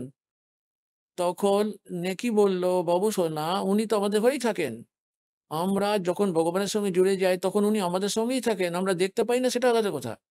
সেটা তো ঠিকই আছে মা, কিন্তু যদি গুরুদেব একবার আমাদের ঘরে আসেন না, তাহলে ওই যে পাড়ার ছেলেরা সব বলতে থাকেন আমাকে, ওদের ওদের মুখগুলো বন্ধ হয়ে যাবে, তারপর আমি ওদেরকে শুনিয়ে দেবো যে আমাদের গুরুজি লোভী নন। তখন ওর মা বলল, বাবা ভক্তদের তো জগৎ সংসারের কথা শুনে চলা উচিত নয়, আপন গুরুদেবের জ্ঞানকে আধার বানিয়ে জীবনযাত্রা করা উচিত। বলতে দাও, ওরা বাচ্চা ছোট আছে, ওদের জ্ঞান নেই, আমাদের গুরুদেব কি কখনো লোভী হতে পারেন, ওনার দৃষ্টিতে তো আমরা সবাই একই রকমের। তবুও বাচ্চা তো বাচ্চাই হয়, চোখের জল টলমল করতে করতে বলতে লাগলো, গুরুজি যদি একবার আসে না, তখন তো আমি তোকে বলতে পারবো যে দেখলে না আমাদের গুরুজি তো লাজি নয়। পরমাত্মা তো বলেন আমার ভক্তের টেনশন আমি কিছুতেই দেখতে পারি না। ওদিকে পরমাত্মা তো আগেই বেরিয়ে পড়েছিলেন, আর যখন সে এরকম বলছিল, ইতিমধ্যে ওনারা পৌঁছে গিয়ে বাইরে দরজার পিছনে দাঁড়িয়ে গেলেন আর ডাকতে লাগলেন, ওরে সম্মান। নেকি বলতে লাগলো, আরে শোনো, গুরুজির আওয়াজ শোনা যাচ্ছে। সম্মান বলল তখন, গুরুদেব কোথা থেকে আসবেন? ওনার কি এত সময় আছে? ওনার লক্ষ লক্ষ শিষ্য আছে, কোথায় কোথায় যাবেন উনি? তুমি হয়তো ভুল শুনছো কিছু। ইতিমধ্যে আবার আওয়াজ এলো, আরে ঘরে আছে সম্মান? নেকি বলল, আওয়াজ তো ঠিক গুরুজিরই। দেখলো বাইরে গেটের দিকে, সামনে বাইরের দিকে অল্প বিস্তর একটা গেটের মতো বানিয়ে রেখেছিল কাঠ দিয়ে। তখন দেখতে পেলো তিনজন সত্যই সামনে তো ভগবান দাঁড়িয়ে আছেন। তিনজনই দাঁড়িয়ে আছেন। ওরা তো দৌড়ে চলে এসেছে খালি পায়ে, একদম স্তব্ধ হয়ে দাঁড়িয়ে আছে, বাক শূন্য অবস্থা। ওদের তো কিছুতেই বিশ্বাসই হচ্ছে না যে আমরা কি দেখছি আজ আমাদের এই গরিবের ঘরে, আর পরমাত্মা এসে গেছেন। ওদের তো অটুট শ্রদ্ধা ছিল। তখন কামাল বলতে লাগলো, গুরুজিকে এরকম করে বাইরে দাঁড় করিয়ে রাখবে না ভেতরেও নিয়ে যাবে? অনেক দূর থেকে হেঁটে চলে এসেছেন। তখন ওদের জন্য স্বপ্নভঙ্গ হলো, চরণে দণ্ডবোধ প্রণাম করলো ওরা। তারপর সমাদরে কুটিরের মধ্যে নিয়ে গেল, বসতে দিল, যেমনই ছিল ফাটা পুরোনো শতরঞ্চি বিছিয়ে। এখন সম্মান গুরুজির কাছে ভক্তদের কাছে বসে গেল আর চর্চা চলতে লাগলো। কিছুক্ষণ পরে সম্মান জিজ্ঞাসা করলো, ভগবান ভোজন ভান্ডার এখনই গ্রহণ করবেন না পরে করবেন? তো পরমাত্মা বললেন, খিদে তো পেয়ে গেছে বাচ্চা, পায়ে হেঁটে এসেছি, খিদে পেয়ে গেছে, ব্যবস্থা করে নাও। সম্মান তখন পিছনের দিকে কুটিরের মধ্যে পত্নীর কাছে এলো। মাঝখানে উঠোন ছিল, পিছনে থাকার জন্য একটা কুটির ছিল। ওখানে এসে বলল, ভোজন ভান্ডারা বানাও গুরুজির জন্য আর সন্তদের জন্য। নেকি তখন বলল যে আমাদের ঘরে আজ 100 গ্রামও আটা নেই। সম্মান তখন বলল, দে দেখি তোর একটা কাপড়, ওড়নাটা, যেটা মেয়েরা যেটা মাথার উপরে কাপড় দেয় না, ওড়না বলে। বললো, দে দেখি তোর এই ওড়নাটা দিয়ে দে, কাপড়টা, এটাকে বন্ধক রেখে আসি আর কিছু আটা নিয়ে আসি। তখন নেকি ওকে জানিয়ে দিল যে যে যেখানে যেখানে থেকে আমার পাওয়ার আশা ছিল, ওই ঘরগুলোতে চেয়ে নিয়ে আমি অলরেডি ফিরে এসেছি। আমি তো এইভাবে প্রার্থনা করেছিলাম যে যে আমার একটাই কাপড় আছে, এটাকে রেখে নিন আর তার বদলে কিছু আটা তার বদলে দিয়ে দিন, পরে আবার ওড়নাটা নিয়ে চলে যাব আর আটা ফেরত দিয়ে যাব। তো ওরা বলে কি যে এটা তো ফাটা আছে এক জায়গায়, যে কারণে কেউই এর বদলে আটা দিল না। এবার তো হৃদয় বিদারক অবস্থায় মাথায় হাত দিয়ে বসে গেল সম্মান, হে ভগবান, এই প্রথমবার গুরুজি এলেন আমাদের ঘরে। আমি এতটাই অধমহীন অভাগা ব্যক্তি। জ্ঞানের আধারে তো জানতেই পেরে গেছিল যারা পূর্বজন্মে পুণ্য করে রাখেনি, দান করে রাখেনি, তারা দান যারা করে রেখেছে তারাই ধন প্রাপ্ত করতে পারে। আজ যারা দান করছে তারাই পরে ধন প্রাপ্ত করতে পারবে। তো এই কথা নিয়ে অনেক বেশি চিন্তান্বিত হয়ে গেল যে আমি কত অধম ব্যক্তি ছিলাম। পূর্ব জন্মে আমি কোনো দান করে রাখিনি, আর আজ আমার কাছে দানযোগ্য কিছু নেই। পূর্ব জন্মে আমি অভাগাহীন ব্যক্তি ছিলাম আমি। আজ আমি আমার গুরুদেবকে শুধুমাত্র ভোজনও করাতে পারবো না, খালি পেটে যাবে সন্ত আমার দুয়ার থেকে। চোখে অজোরে অশ্রুধারা বইতে লাগলো। তখন নেকি বলল, আচ্ছা এরকম করো, চিন্তা না করে একটা উপায় বার করো। তুমি রাত্রির সময়ে চুরি করে নিয়ে এসো আর গুরুদেবকে বলো সকালে ভান্ডারা করিয়ে দেবো, উনি তো অন্তর্যামী, সবই জানতে পেরে যান। সম্মান বলল, সকালে কোথা থেকে পাবো? সকালে কি করে বলে দিই? নেকি বলল, রাতের বেলায় চুরি করে নিয়ে এসো তুমি। ওই সময় সেও বলে উঠলো, কারণ ও তো প্রতিদিন মা বাবার কাছ থেকে শুনতে থাকতো যে বাবা খালি পেটে থাকো, কিন্তু চুরি করা উচিত নয়। চুরি করা ব্যক্তি কখনোই সাকসেসফুল হতে পারে না, ওর তো বিনাশই হয়, আর ও তো মহা অপরাধী ব্যক্তি হয়। তো সেও বলতে লাগলো, মা, গুরুজি তো প্রতিদিন সৎসঙ্গে শোনান যে চুরি করা উচিত নয়, আর আজ আমি তোমার মুখ থেকে শুনছি চুরি করে আনবো আমরা। এর থেকে ভালো তো আমাদের মৃত্যু হয়ে যাক, যদি খালি পেটে থেকে মরতে হয়। গুরুজির কাছ থেকে তো আমরা ক্ষমা চেয়ে নেবো। তখন নেকি বলল, বাবা কথা শোনো পুত্র, তোমার কথাটা তো একদম ঠিক। চুরি যারা করে তাদের সবকিছু নষ্ট হয়ে যায়, বিনষ্ট হয়ে যায়। কিন্তু এই নগরীতে আমরা কিছু কাল কাটিয়েছি, কিছু সময় অতিবাহিত করেছি, আর এখানকার অন্ন জল আমরা খেয়ে রেখেছি। এরা তো বাচ্চা আছে, নগরীর লোকেরা জেনে শুনে এসব করছে। 2 কিলো 3 কিলো আটা কি এদের কাছে কোনো ব্যাপার হলো? এইসব লোকগুলো তো ধনী শেঠ, অনেক পয়সা ওদের। কিন্তু আজ এরা কি বলছে, তোমরা তো প্রতিদিনই গর্ব করতে মহিমা শোনাতে যে গুরুজি এরকম করে দিয়েছে, গুরুজি এরকম করে দিয়েছে। আজ তোমরা গুরুজিকে দিয়ে ঘর ভরিয়ে নাও, তোমরা লোকের কাছে চেয়ে চিনতে কেন বেড়াচ্ছ? তোমার ঘর ভরে দিক ভগবান। এই হলো কারণ যে কোনো কিছু সহযোগিতা করতে রাজি নয় ওরা পুত্র। আর যদি পরমাত্মা এই নগরী থেকে নিরাহার চলে যান, তাহলে আগুন লেগে যাবে এই নগরীতে। এখন তুই ভেবে নে এই নগরীকে বাঁচাতে হবে কি না। তখন সেও বলতে লাগলো, মা তুমি যেটা বলবে সেটাই হবে। আর বেশি নয়, শুধু 3 সের আনবি চুরি করে, গুরুজির বাচ্চাদের আর গুরুজি ভগবানকে খাইয়ে দেবো। এই নগরী পতনের হাত থেকে বেঁচে যাবে। এদের মধ্যে অহংকার হয়ে গেছে ধন সম্পত্তি টাকা পয়সার জন্য। এই অহংকারই এদের বিনাশের পথে নিয়ে যাচ্ছে। সন্ধ্যায় বলে দিল ওনাদেরকে, কাল সকাল সকাল ভোজন ভান্ডারা করিয়ে দেবো। উনি তো বুঝেই গেলেন, নে বাবা জল খাইয়ে দে 1 গ্লাস করে। জল খেয়ে সব বসে গেলেন ভোজন করতে। কেউ বিছানায় এলিয়ে পড়লো। 12:30 যখন বাজছে রাত্রিতে, তখন পিতা পুত্র দুজন বেরিয়ে গেলেন চুরি করতে। আগেকার দিনে কাঁচা মাটির বাড়ি বা মহল হতো, অথবা ছোট ইট দিয়ে তৈরি হতো, একদম ছোট ছোট। তো কাঁচা ইট দিয়ে তৈরি লালাজির বাড়িটা ছিল। তো ওর মধ্যে এতটা সিন্ধ কেটে নিল যাতে করে মাথাটা গলিয়ে ভেতরে ঢুকে পড়তে পারে। তো সম্মান বলল, পুত্র তুই বাইরে থাক, আমি ভেতরে চলে যাচ্ছি। আর যদি লালাজি কোনোভাবে জেগে যায়, আমি ওটাকে কাপড়ের মধ্যে ভালো করে বেঁধে নিয়ে বাইরের দিকে ছুঁড়ে ফেলে দেবো, তুই ওটাকে নিয়ে ছুটে পালাবি। তখন সেও বলল, পিতাজি ভিতরে তো আমি যাব। আর যদি লালাজি কোনো কারণে উঠে যায় বা জেগে যায়, আর যদি ধরেও ফেলে আমাকে, আমি তো নাবালক আছি, এই ভেবে নিয়ে আমাকে মাফ করে দেবেন রাজামশাই। নয়তো এই রাজা চোরদের মাফ করে না, ওদেরকে ফাঁসি দিয়ে দেয়। আর বাবা আপনি তো বড় মানুষ, আপনাকে তো মাফ করবে না। তখন সম্মান বলল, পুত্র তোকে যদি ফাঁসি দিয়ে দেয় তো আমি কি করবো এই জীবন নিয়ে? আমার কোথায় ঠিকানা হবে? তখন সেও বলল, না বাবা, তুমি আমার প্রার্থনাটা শোনো। আর আর আমি তো নাবালক আছি, আমার তবুও ক্ষমা হয়ে যেতে পারে, আমি যাচ্ছি। এই বলতে বলতে ওটুকু বললো। তখন সম্মান বলল, বাবা 3 সেরের বেশি যেন আনিস না।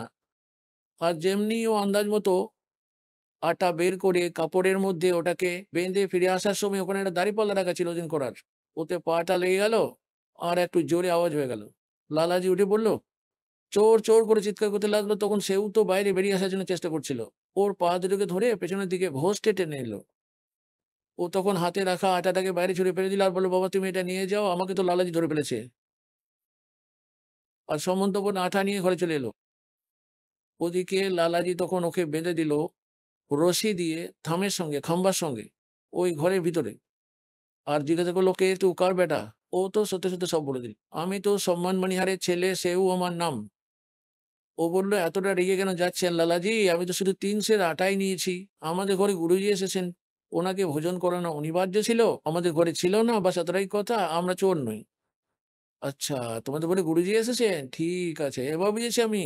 উনি চুরি করাতে আসেন, উনি এই জন্য আসেন যে তোমাদের দিয়ে চুরি করবেন? হ্যাঁ, আর মুখে বড় বড় কথা। এবং সেও ভাবলো, আরে ব্যাপারটা তো আরো বেশি খারাপ হয়ে গেল, এখন গুরুজিকেও সাজা দেওয়ানো করাবে রাজার সঙ্গে বলে কয়ে। ওদিকে আটা নিয়ে যখন পৌঁছলো সম্মান, তখন নেকি জিজ্ঞাসা করলো, ছেলে কোথায়? ও তো লালাজি ধরে রেখেছে। এখন নেকির মনে এরকম প্রেরণা এলো যে এত ব্যাপারটা বিগড়ে গেল, ছেলেকে তো শনাক্ত করে নেবে। আর রাজার পেয়াদারা সব 1 ঘন্টার মধ্যেই চলে আসবে আমাদের ঘরে। আর গুরুজিকে ধরে নেবে, বলবে যে এই তো চুরি করায়, না তো এরা তো কোনদিন চুরি করতো না, এরা এখন এসেছে, এরাই চুরি করিয়েছে। আর গুরুজিকে দণ্ডিত করিয়ে দেবে ওই সেট। যেমন ওদের বুদ্ধি তৎকাল কাজ করলো, ও বললো, তুমি যাও, ছেলেটার মাথাটা কেটে নিয়ে এসো, ভুলিয়ে ভালিয়ে কোনো রকমে, আর ভেতর থেকেই মাথাটা গলিয়ে বাইরে বার করো। শুধু সেটকে বলতে বলবে, পায়া বাঁধা রশিটা আপনি ধরিয়ে রাখুন, আমি মাথাটা বার করবো, বাবাকে দুটো কথা বলার আছে। আর ছেলেটার মাথাটা তখন কেটে নেবে। তারপর সেট তো ভয়ে আর ওই শরীরটাকে ভেতরে রাখবে না, ও তো নিজের প্রাণ বাঁচানোর চেষ্টা করবে মোকদ্দমার হাত থেকে বাঁচবার জন্য। ও তো শরীরটাকে অন্য কোথাও ফেলে দিয়ে আসবে, আর তুমি ওটাকে উঠিয়ে নিয়ে চলে আসবে। এখন সম্মান নিয়ে নিল হাতে একটা এত বড় ছোরা, ওখানে চলে গেল। আর গিয়ে বললো, সেও বাবা দুটো কথা বলার আছে, কাল তো আবার মনে হয় তোকে ওরা মেরেও দিতে পারে, আর আমি তোমাকে দুটো কথা বলতে চাই তোমার কানে কানে। তখন সেও বললো, লালাজি, শেঠজি, আমার কিছু কথা বলার আছে বাবাকে, বাইরে বাবা দাঁড়িয়ে আছে, দুটো কথা আমাকে বলতে দিন। শেঠ বলল, না না, তুই পলাবার চেষ্টা করছিস? না না, রশিটাকে শুধু একটু ঢিলা করে দিন, বেঁধে রাখুন আপনি মজবুত করে, এতটাই যে আমি মাথাটা বার করে বাবার সঙ্গে দুটো কথা বলে নিই। এখন শেঠ ভাবলো কি আর হবে, বেশি চুরি তো ও করেনি, অল্প বেশ তো ঢিলা করে দিল রশিটাকে, কিন্তু থামের সঙ্গে ওটা বেঁধে রাখলো। তখন সম্মন ওর বাবার হাত কিছুতেই উঠছিল না ওর ছেলের মাথা কাটার জন্য, আর হঠাৎ করে থেমে গিয়ে পিছনে হাতটা মুড়ে নিয়ে স্তব্ধ হয়ে গেল। না তো হাতটা আগে ওঠাতে পারছে, কাটার শক্তি কিছুতেই জোটাতে পারছে না। তখন সেও বলল, বাবা কথা শোনো, যদি তুমি আমার বাবা হও আর আমি তোমার অংশ হই, তো আজ আমার কথা তোমাকে মানতেই হবে, নয়তো আমি তোমার বেটা নই, আমি অন্য কারোর সন্তান। আজ আমার মাথা কেটে দাও বাবা, নয়তো আমাদের গুরুদেবের কোনো সম্মান থাকবে না আজ। এতটা কথা শুনতেই সম্মান তখন একদম চালিয়ে দিল ওই ছোড়া, আর ছেলের মাথাটা কেটে নিয়ে আর চুলের গোছায় ধরে মাথাটাকে নিয়ে চলে এলো।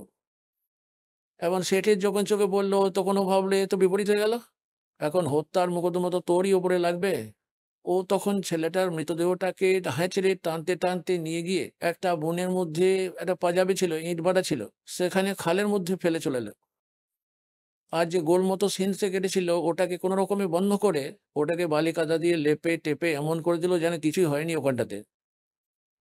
এখন নেকি বলল যে এখন এরকম করো যে এই মাথাটাকে তো আলমারিতে রেখে দাও, ভিতরে লুকিয়ে রেখে দাও, আর ফিরে আবার ওখানে যাও। ছেলের দেহ কোথাও ফেলে এসেছে, ও অবশ্যই ট্রেনে যাওয়ার চিহ্ন থেকে যায়, সেখান থেকে ছেলের দেহটাকে খুব তাড়াতাড়ি তুলে নিয়ে এসো, কেননা মৃতদেহটাকে যদি কেউ পেয়ে যায় তাহলে ব্যাপারটা ছড়িয়ে যাবে, আর তখন শনাক্তকরণ হবে। এখন সেও তো কিছু সময় একবার এলো তারপরে গেল, তো এই কয়েক ঘন্টা সময় লেগে গেল। এর মধ্যে ওই সে ফেরিল আসার পরে মুছে টুছে সবকিছু কাজকর্ম করে আরাম করে বসলো। ওখানে গিয়ে সম্মন দেখলো যে মৃতদেহটাকে টেনে হেঁচড়ে নিয়ে যাচ্ছিল, তার চিহ্ন রয়েছে। ওই চিহ্নগুলোকে অনুসরণ করতে করতে মৃতদেহ কাজ পর্যন্ত পৌঁছে গেল, আর ওটাকে নিয়ে এসে ভেতরের কামরায় ছেঁড়া খোড়া কাপড় আর বোড়া টোড়া দিয়ে ঢেকে দিল, যে গুরুদেব যখন চলে যাবেন তখন তারপরে আমরা মৃতদেহটার অন্তিম সংস্কার করার ব্যবস্থা করব। ওদিকে ভোজন ভাণ্ডার বানাতে লাগলো, আর এদিকে ছেলে কাটা পড়ে আছে, একমাত্র ছেলের গলা কাটা পড়ে আছে। ছেলে এদিকে মৃত পড়ে আছে, আর মা ওদিকে রুটি বানাচ্ছে আপন গুরুদেবের জন্য। আর ভান্ডারা বানিয়ে নিয়ে তারপর সম্মনকে ডেকে বলল, ডেকে নাও সবাইকে, গুরুদেবকে তাড়াতাড়ি ভোজন করিয়ে দেবো, তারপর এনারা প্রস্থান করতে পারবেন সময় মতো। সকাল 5টার সময়ই ভান্ডারা করিয়ে দিল। ওরা তো খাবারটাকে 4:30-র সময়ই বানিয়ে দিয়েছিল, কিন্তু পরমাত্মা উঠে ওটাকে তিনটে তিনটে করে মোট 6টি থালার মধ্যে ভাগ করলেন ওটাকে। পুরো খাবারটা সামনে রাখলেন যতটা বানিয়েছিল। পরমাত্মা বললেন, ভাই শোনো, এরকম করো এরকম করো। পরমাত্মা বললেন, এটিকে 6 ভাগে ভাগ করো, 3 জন তোমরা 3 জন আমরা। তখন সম্মন প্রার্থনা করলো, মহারাজ আপনারা আগে খেয়ে নিন, আমরা পরে খাবো। না, প্রসাদ বানাবো ভাই, তোমরা সবাই একসঙ্গেই খাবে, বসে যাও তোমরা। এখন ওরা দুজন বসে গিয়ে খাবারটিকে 5টি পাত্রে ভাগ করলো। পরমাত্মা বললেন 6 ভাগ করো। ওরা তখন বাধ্য হয়ে 6টা থালা ভাগ করলো। 5 জন তো বসে গেল ওই থালা নিয়ে সামনে, আর ওরা তো এটা বলতে চায় না যে এই ঘটনা ছেলেটার সঙ্গে ঘটে গেছে। ওরা ঠিক করে নিল যে গুরুদেব যদি জিজ্ঞাসা করেন তাহলেই বলবো, না হলে প্রসঙ্গটাই এড়িয়ে যাব। আর যদি জিজ্ঞাসাই করেন তাহলে উত্তর হলো কোথাও খেলতে গেছে হয়তো। উনি তো অন্তর্যামী, ওনার কি দরকার পড়ে জিজ্ঞাসা করার। তখন বললেন, आओ सेव जीम लो, ये प्रसाद प्रेम, शीश कटते हैं चोरों के, प्रसादा को नितक सेम। बोलें जे सेव धड़ पे शीश चढ़ा वो बैठा पंगत माँ, और नई निशानी गर्दन कहियो ओ सेवक ना। बोलो सदगुरुदेव।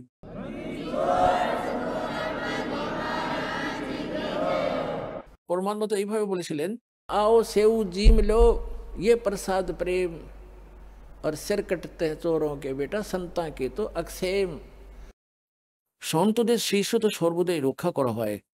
চলে এসো, ভোজন প্রাপ্ত করো। বলা হয় সেও ধড়পে শীষ চড়া, আপনি আপ ওই মাথা উঠে এসে দেহটির সঙ্গে জুড়ে গেল, আর সেও বেরিয়ে ছুটে এসে বাইরে বসে গেল, আর ভোজন করার পংক্তিতে বসে গেল আহার করার জন্য। বাবা মা তখন তো ছেলের গলার চিহ্ন চেক করতে লাগলো, যে কোনো চিহ্ন মাত্রও নেই ছেলের গলা কাটার। আবার উঠে ভিতরে গিয়ে চেক করলো, ওখানে কোনো মাথাও নেই, লাশও নেই, কিন্তু রক্তের চিহ্ন কিছু অবশ্যই পড়ে রয়েছে। তাহলে পুণ্যার্থগণ, যদি ভগবানকে চেনার জন্য তুলনামূলকভাবে এইভাবে বিচার করেন, শ্রীকৃষ্ণকে কেবলমাত্র তাম্রধ্বজকে জীবিত করার পরিপ্রেক্ষিতে আপনারা ওনাকে ভগবান বলে মেনে নিতে পারেন, সেক্ষেত্রে কবির ভগবানের এই লীলাবলীকে আপনারা তার সমতুল্য বলেই মনে করুন। আরও দেখুন, যেমন কামাল ছিল, ওর তো আয়ুষ্কালও শেষ হয়ে গিয়েছিল, পরমাত্মা তো ওর আয়ুষ্কাল বাড়িয়ে ওকে জীবিত করে দিলেন। আর তারপর ওই দিন কামালের হৃদয়ের মধ্যে দুঃখ দুঃখ শুরু হয়ে গিয়েছিল, উঠে পা দুটো জড়িয়ে ধরে বলেছিল, হে ভগবান। এখন পরমাণু বললেন, কামাল তুই তো বলছিলি তোর মতো সেবক আর হয় না, তুই তো সেবক দেখিসনি পুত্র। তখন কামালও স্তম্ভিত হয়ে গেল আর বলল, সত্যই আমি তো এদের চরণের ধুলোর যোগ্যও নেই।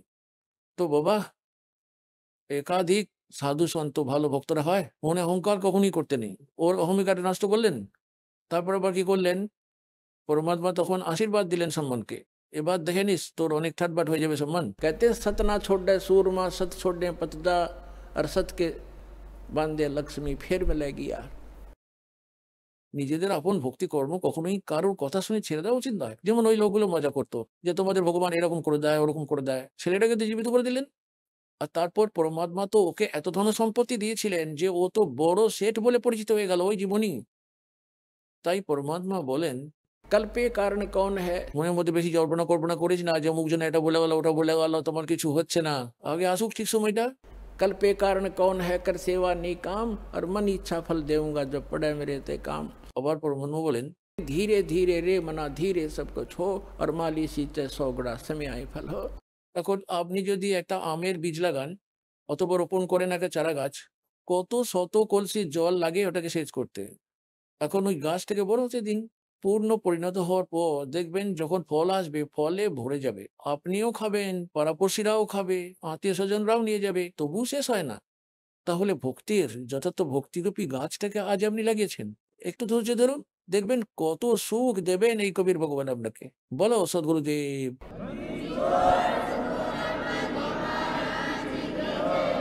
তাহলে পুণ্যার্থগণ এই সত্য ভক্তিটা করলে আপনি এখানে তো সহায়তা পাবেনই, আর ওই জায়গাটায় চলে যাবেন যেখানে কোনো দুঃখই নেই।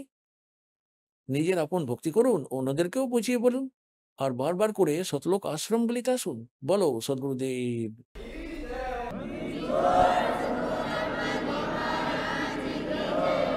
পরম পিতা পরমাত্মা পূর্ণ ব্রহ্ম সর্বসৃষ্টির রচনাকার কবির পরমেশ্বরের অসীম কৃপাতে আজ আপনারা সকল পুণ্যাত্মাগণ সৎসঙ্গ শুনছেন। मात पिता मिल जाएंगे 184 माही, सतगुरु सेवा और बंदगी ये फेर मिलन की नहीं। আমাদের পরম পিতা কবির ভগবান নিজে এখানে এসে আমাদের ঘুমন্ত আত্মাগুলিকে জাগিয়েছেন। এই যে আমরা কালের ভাং খেয়ে নেশা করে আমাদের এই অমূল্য জীবন নষ্ট করে চলে যাচ্ছিলাম, সেজন্য পরমাত্মা স্বয়ং এসে এই জ্ঞান দিয়েছেন যে আজ আপনারা এই পরিবার পালন পোষণ করার জন্য এবং ধন সম্পত্তি আহরণ করার জন্য এই পুরো মনুষ্য জীবনটাই নষ্ট করে চলে যাচ্ছেন। তো মনুষ্য জন্ম প্রাপ্ত করার শুধু এতটাই উদ্দেশ্য নয়, এই যে ক্রিয়াকর্মগুলো আপনারা করছেন এইগুলো তো পশু পক্ষীরাও করতে থাকে। তাহলে এই মানব দেহ প্রাপ্ত করার উদ্দেশ্যটা কি ছিল, প্রয়োজনটা কি ছিল, এটা স্বয়ং পরমাত্মা নিজে এসে জ্ঞান অর্জন করেন। আর ওই জ্ঞানটাকে পরে কিছু অজ্ঞানতা মিলিয়ে দিয়ে ওর মধ্যে কালের দূতেরা কালের সন্তরা প্রেরণা তো ওরা দিতেই থাকে, কিন্তু ওদের কাছে কোনো সমাধান থাকে না। আর যার কাছে কোনো সমাধান নেই তার জ্ঞানও ব্যর্থ। যেমন কার যদি কোনো রোগ থাকে, কেউ যদি বলেও দেয় যে তার অমুক রোগ আছে, ঔষধ তো নেই, আর যদি আছেও বা তার ডুপ্লিকেট আছে, তাহলে ওই জ্ঞান আর ওই সমাধান দুটোই ব্যর্থ, ইউজলেস। ঠিক একই প্রকারে তত্ত্বজ্ঞানের অভাব থাকার জন্য যারা ভক্তিও করত, মনুষ্য জীবনের উদ্দেশ্য তো ওরা সত্যিই বলে দিত যে এই আত্মকল্যাণ করানোই মনুষ্য জীবনের একমাত্র উদ্দেশ্য, কিন্তু ওদের কাছে সমাধান ছিল না। তাই পরমাত্মা নিজে এসে সেই সমাধানটাও বলে দিলেন, আর এই তত্ত্বজ্ঞানটি বললেন। কি বললেন পরমাত্মা? কে মাত পিতা মিল যাবেঙ্গে ইস 184 মা, যেখানেই তোমার জন্ম হোক না কেন, যদি কুকুরের জনিতে যাও সেখানেও পিতামাতা পেয়ে যাবে, গাধার জনিতে যদি যাও ওখানেও পিতামাতা পেয়ে যাবে, পক্ষী হয়ে যাবে ওখানেও পিতামাতা পেয়ে যাবে, মনুষ্য জন্ম হলে সেখানেও মাতা পিতা পেয়ে যাবে। মনুষ্য শরীর ছাড়া আমরা পরমাত্মাকে প্রাপ্ত করতে পারি না, আমরা সদ্গুরুকে প্রাপ্ত করতে পারি না। এই জন্যই পরমাত্মা বলেন कि मात पिता मिल जाएंगे, लख 84 माँ और सतगुर सेवा और या बंदगी, भाई फिर मिलन की ना। मानुष जन्म पाया कर जो नहीं रट हरि नाम, जैसे कुआ जल बिना फिर बनवाया क्या काम।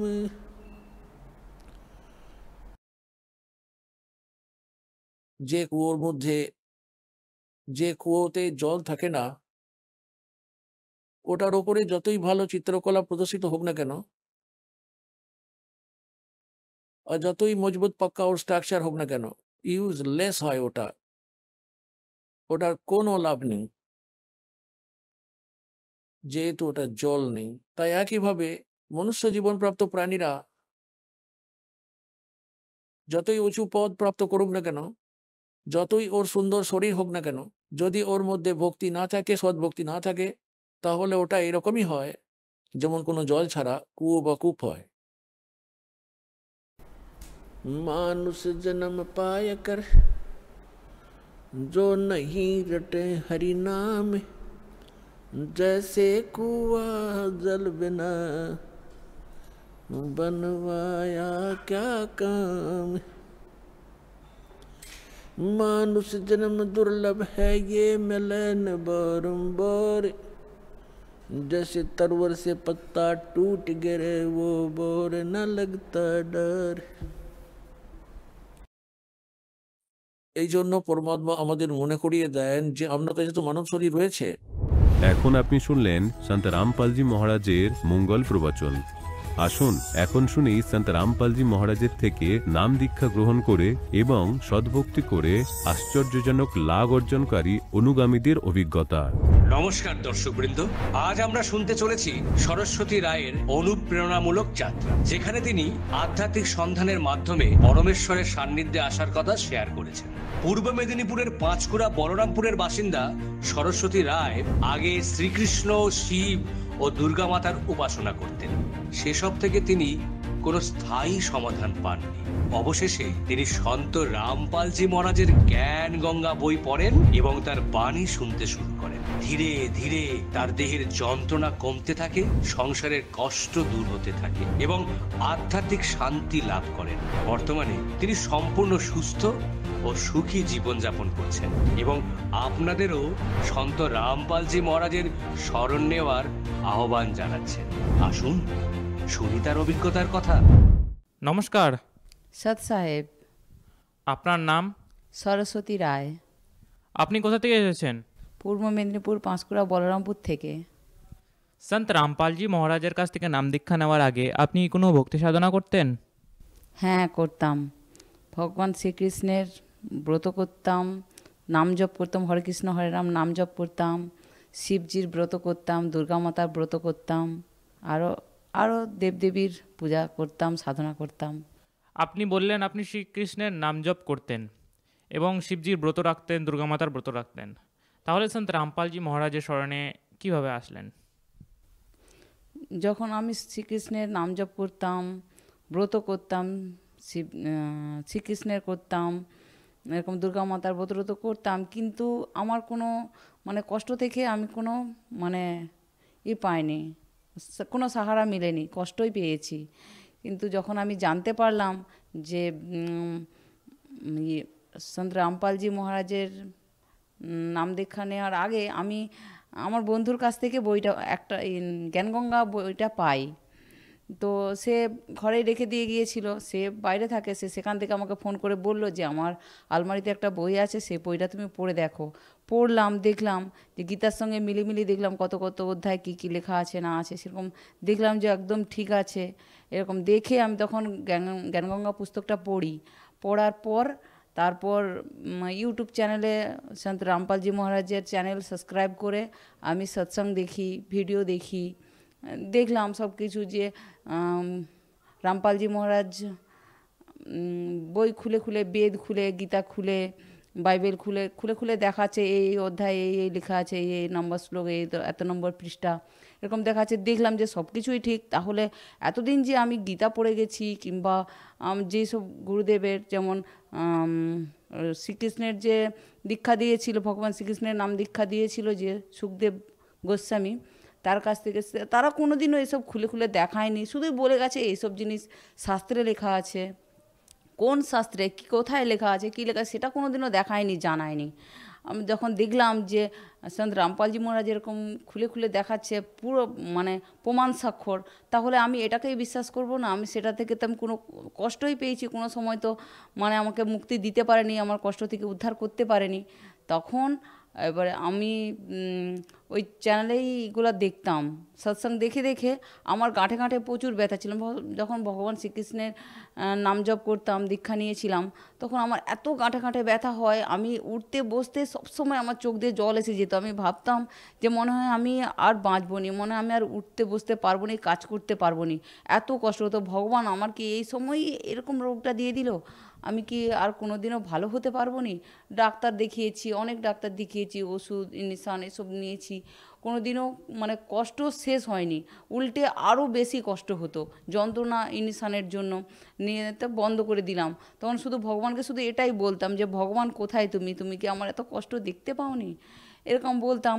তারপর যখন আমার বন্ধু বলে যে এরকম জ্ঞানগঙ্গা বইটা পড়ো, পড়ার পরে যখন দেখে তখন সৎসঙ্গ শুনতাম, সৎসঙ্গ শুনেই নেই দেখলাম যে তখনই পরমাত্মাকে ডাকতাম, পরমেশ্বরকে, গুরুদেবকে, রামপালজি মহারাজকে তখনই স্মরণ করতাম যে আমার কষ্ট থেকে আমাকে উদ্ধার করে দাও, আমি তোমার শরণ নিয়ে নেবো, আমি নাম দীক্ষা নিয়ে আসবো। আমি জানতাম না যে কোথায় আছে আশ্রমটা, কোথায় নাম দীক্ষা দেওয়া হয়, দেখিনি। তারপর তখনই আমি যে সৎসঙ্গ শুনতাম, আর সকালের আরতি, সন্ধ্যা আরতি এগুলা শুনতাম, আমি কিন্তু নাম দীক্ষা নিইনি, তার আগেই এগুলা শুনতাম। তারপর আমার না অটোমেটিক আস্তে আস্তে আমার গাঁঠে গাঁঠে যে জয়েন্টে জয়েন্টে ব্যথা ছিল, যন্ত্রণা হতো, সেগুলো না আস্তে আস্তে আপসে চলে যায়। চলে যাওয়ার পরেই তারপর আমি আবার এসে আশ্রম খুঁজে, আমার বন্ধু এসে আমাকে নিয়ে এসেছিলো এই আশ্রমে, এসে আমি এখানে নাম দীক্ষা নেই।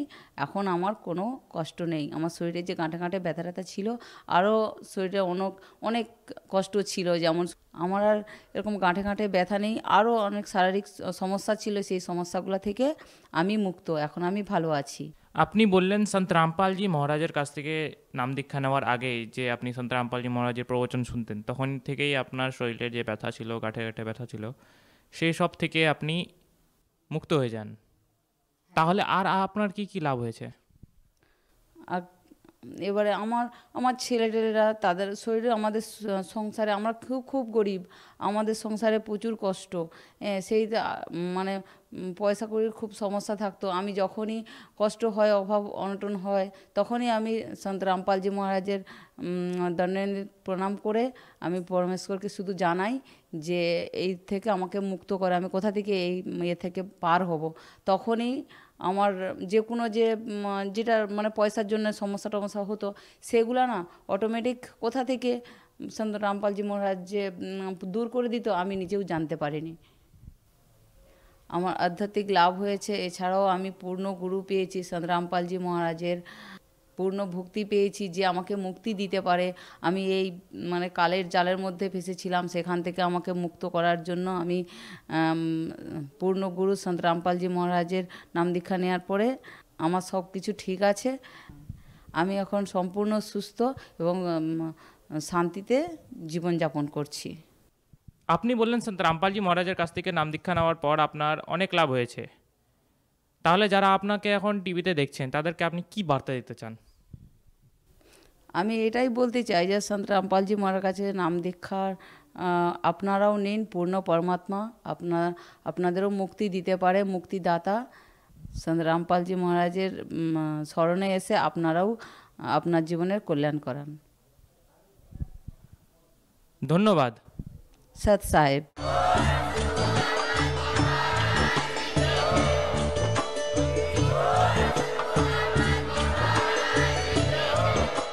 আপনারা শুনছিলেন জগৎগুরু তত্ত্বদর্শী সন্ত রামপালজি মহারাজের মঙ্গলময় প্রবচন। অধিক তথ্য জানার জন্য ভিজিট করুন আমাদের ওয়েবসাইট www.jagatgururampalji.org। সন্ত রামপালজি মহারাজের শুভাশীর্বাদে সম্পূর্ণ বিশ্বে 500-এরও অধিক নাম দীক্ষা কেন্দ্র আছে, যেখানে সন্ত রামপালজি মহারাজের দ্বারা অনলাইনে সম্পূর্ণ বিনামূল্যে নাম দীক্ষা দেওয়া হচ্ছে। আপনার নিকটবর্তী নাম দীক্ষা কেন্দ্রের ঠিকানা জানার জন্য যোগাযোগ করুন 918882914911-এ।